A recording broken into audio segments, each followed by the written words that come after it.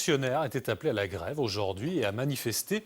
En Lorraine, la mobilisation était plutôt faible. À Épinal, ils étaient une petite cinquantaine d'agents dans les rues à demander une revalorisation salariale plus importante que les 1,2% proposés par le gouvernement. David Bailly et Jean-Pierre Petitcola. Le compte n'y est pas, voilà le slogan de la CFDT. Pour eux, l'augmentation de 1,2% du point d'indice proposée par le gouvernement est insuffisant. Après 6 ans de gel des salaires, ils attendent plus, des politiques en place. François Hollande voulait s'attaquer à la finance et j'ai l'impression qu'il s'attaque plutôt à la finance des ménages. On est 5,5 millions de fonctionnaires en France, sur le territoire. Chacun dans sa famille, dans ses relations à fonctionnaires. Donc il voit bien qu'effectivement ça stagne ou ça baisse, oui. Manque d'argent, disent-ils, perte de pouvoir d'achat, mais pas seulement. Ces enseignants, agents hospitaliers ou des collectivités territoriales veulent également la reconnaissance de leur travail.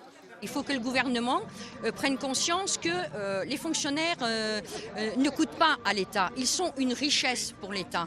Et ça, on demande à ce que ce soit reconnu et qu'il y ait des décisions concrètes derrière. Il y a beaucoup de fonctionnaires qui se donnent beaucoup dans le cadre de leur travail, on l'entend tous les jours, et qui trouvent qu'il n'y a pas de reconnaissance. Dans l'après-midi, les représentants syndicaux ont été reçus par la direction du cabinet de la préfecture des Vosges. Prochaine action le 31 mars pour une intersyndicale.